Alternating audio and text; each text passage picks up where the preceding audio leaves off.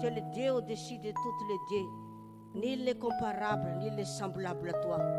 Oh papa, tu es le Dieu que nous sommes là ce matin pour t'élever, pour te glorifier. Parce que tu es tout pour nous, Seigneur. Manifeste ta présence au milieu de nous. Viens remplir ces lieux de ta présence. Viens nous parler ce matin. Viens nous faire du bien ce matin. Que nos bouches, nos cœurs te lèvent. Que nos vies t'adorent pour la gloire de ton nom. Merci, Seigneur, à toi la gloire. Au nom de Jésus-Christ. Amen. Ce matin, le thème qui m'a été donné par l'apôtre, c'est la fidélité. Je vais lire quelques versets et après je vais conclure. 2 Chroniques chapitre 31. 2 Chroniques chapitre 31, verset 12. On y apporta fidèlement les offrandes, la dîme et les choses saintes. On y apporta fidèlement, retenez le mot fidèlement, c'est-à-dire dans la maison de Dieu, les offrandes, la dîme et les choses saintes. La fidélité, c'est quoi la fidélité? Être fidèle, c'est être une personne qui ne change pas sa marche avec le Seigneur. Un fidèle, c'est celui qui ne change pas sa marche avec le Seigneur. Depuis qu'il a connu le Seigneur, il a été heureux de connaître son Dieu et de le servir. Il est très chaud dans la parole de Dieu, très chaud dans l'évangélisation, très chaud dans les données des offrandes, des dîmes et les choses saintes. Il est chaud, il donne avec amour. Et les années peuvent passer, il ne change pas. C'est la même personne, il est la même personne, ou bien elle est la même personne, la même femme, la même sœur qui donne. Comme elle a commencé à donner au début, donne fidèlement à son Dieu. Donne fidèlement parce que cet argent va pour l'œuvre de Dieu. Et c'est que ce qu'il donne ou ce qu'elle donne va pour le royaume de Dieu sur la terre. Va pour construire les chapelles pour la gloire de Dieu où vont abriter les âmes qui viendront demain après-demain. Vous savez que là, on a commencé avec une petite église au temps du pasteur Ndjonge, une petite église qui s'arrêtait là-bas. Aujourd'hui, là, l'église a été agrandie. Pourquoi? Parce qu'il y a eu les données. Les frères et sœurs fidèles ont donné leur argent avec amour pour que l'œuvre de Dieu avance dans notre pays. Que nos parents soient sauvés, ont donné avec amour, avec fidélité. Même quand il restait un peu à manger, ils donnaient.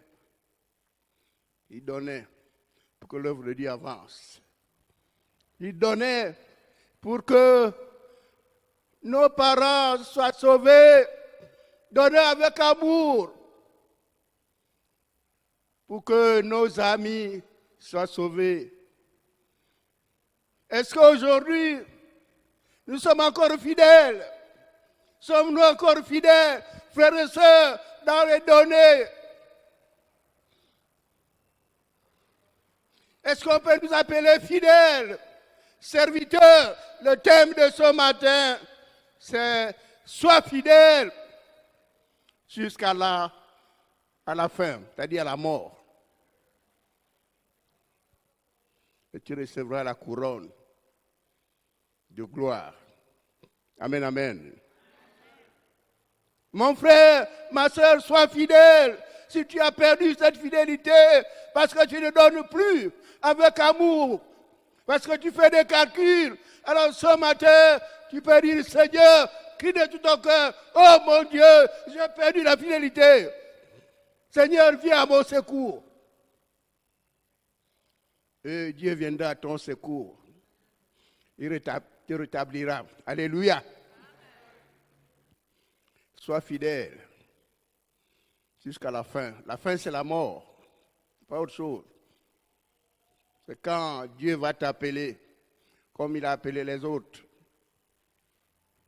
C'est là que tu verras devant toi le travail que tu auras accompli sur la terre. Si tu as été fidèle, alors tu brilleras là-haut. La parole de Dieu dit que d'autres brilleront comme des étoiles. Il y en a qui brilleront comme le soleil. Il y en a qui brilleront comme la lune. Sois fidèle, mon frère. Si tu as perdu la fidélité par tes actes, alors reviens à toi.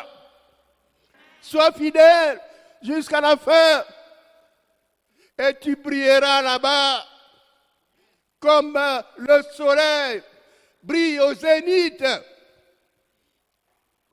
Le pasteur Pono nous disait souvent pour Antia, je sers Dieu, je ne voudrais pas perdre ma place.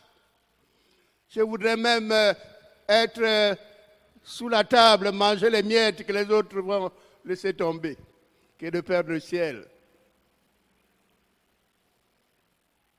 Sois fidèle jusqu'à la fin et tu recevras la couronne incorruptible. Je voudrais lire un autre passage de Colossiens 1, versets 21 et 22. Colossiens chapitre 1, versets 21 et 22. La parole de Dieu dit, vous qui étiez autrefois étrangers et ennemis par vos pensées et par vos mauvaises œuvres. Il vous a maintenant réconciliés par la mort dans le corps de sa chair pour vous faire paraître devant lui, saint, irrépréhensible et sans reproche. Christ a versé son sang, il nous a sauvés, il nous a lavés et il nous a mis dans son église. Il a mis des hommes de Dieu pour nous nourrir. Des saints qui sont là, perfectionner l'église, pour que nous soyons préparés à être saints, sans péché, à être saints, lavés par son sang, on est saints, être irrépréhensible, sans reproche. Au jour où nous allons paraître là-haut. Donc, nous devons tenir notre corps, permettre à notre âme, à notre esprit de marcher fidèlement avec Dieu. Parce qu'autrefois, nous ignorions la parole de Dieu, nous ignorions qu'il y avait les bonnes choses, qu'il y avait la vie éternelle. Maintenant que nous le savons, nous devons marcher dans la lumière, sans laquelle nul ne verra le Seigneur. Chacun doit travailler pour être saint, irrépréhensible et sans reproche. Nous avons un exemple ce matin, il s'agit de Daniel. Daniel et ses compagnons. Daniel était dans un pays étranger. Il est parti en esclavage. Mais il était un homme exemplaire par sa conduite. Il nous a dit que le roi Darius l'avait repéré. Il a dit, cet enfant, ce jeune-là, je vais le prendre. Je vais le mettre avec les gens de mon pays. Et s'attrape pour diriger les autres. Donc Daniel a été pris. Le roi avait remarqué que Daniel avait un esprit supérieur par rapport aux autres. Et dans sa pensée, il voulait l'établir au-dessus de tout le pays pour diriger les autres. Ce complot n'a pas plu aux autres. Donc, ils ont cherché à se débarrasser de lui, à le tuer. Donc, ils ont mijoté un complot pour qu'il soit éliminé. Je voudrais vous dire que Dieu prend soin de ses enfants. Il y en a qui ne donnent plus parce qu'ils craignent le peu que je vais mourir. Je ne pourrai plus bien vivre, ils craignent. Mais ce matin, par la grâce de Dieu, je voudrais vous dire que Dieu prend soin de ses enfants. Aucun oiseau ne tombe du ciel sans sa volonté. Regardez les femmes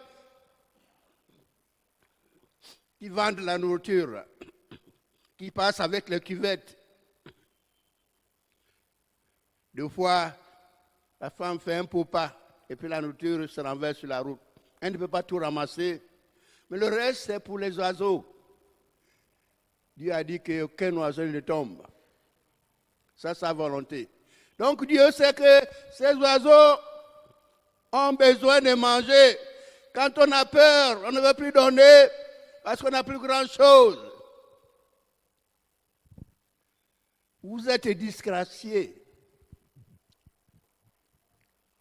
Vous voyez, aujourd'hui, je vous dévoile un secret.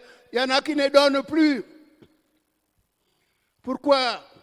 Parce qu'ils aiment l'argent. Ce sont des frères et des sœurs qui donnent l'argent. Il va à la banque, il prend un crédit. Je connais parce que je suis à la cure d'âme. Quand ils viennent, quand on leur pose la question. Il prend un crédit à la banque. Et quand il voit qu'il n'a pas fini le crédit, il a un autre besoin. Il va encore à la banque prendre un deuxième crédit. Il se retrouve avec 2 crédits. Et quand tu as 2 crédits, tu vas payer ta dîme comment? Tu vas donner tes offrandes comment? Tu es dans ce qu'on appelle une prison de Satan. Est-ce que vous me comprenez? Là, tu es dans la prison de Satan. Quand tu n'arrives plus à donner ta dîme, tes offrandes, tu es dans une prison de Satan. Et toi-même, tu as cherché avec tes 2 pieds. S'il y en a qui sont dans cette position, dans cette salle, ce matin, vous pouvez refaire la paix avec Dieu en se repentant, en demandant pardon à Dieu.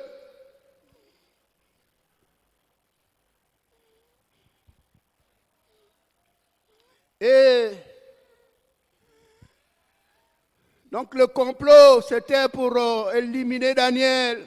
Je vais aller vite, il me reste 5 minutes. Et Daniel a été rattrapé par la loi. Parce qu'il n'a pas obéi aux ordres de Darius. Lui, c'était un juif. Il devait prier chaque jour. Ouvrir sa fenêtre vers l'est où se trouvait le temple de Jérusalem. Il devait prier chaque jour. Les autres n'avaient pas trouvé un péché en lui à cause de sa foi.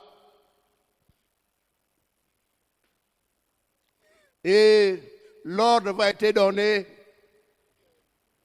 Darius l'aimait, mais l'ordre est là. Darius va faire comment?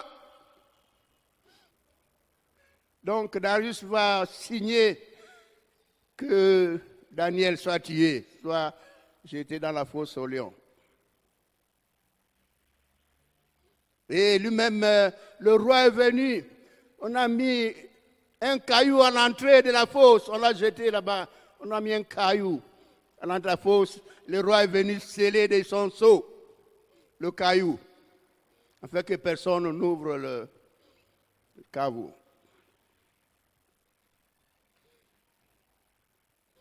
Et après ça, voyez ce que va faire le roi. Le roi aimait Daniel.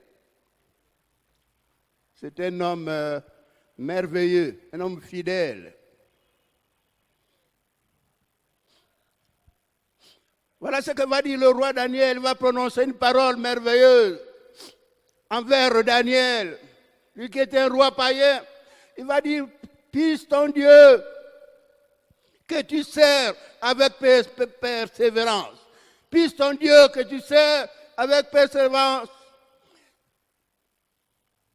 te délivrer. Donc on apporta une pierre et on l'a mise sur l'ouverture de la fosse. Le roi la scella de son anneau, de l'anneau de ses grands, afin que rien ne puisse changer à l'égard de Daniel.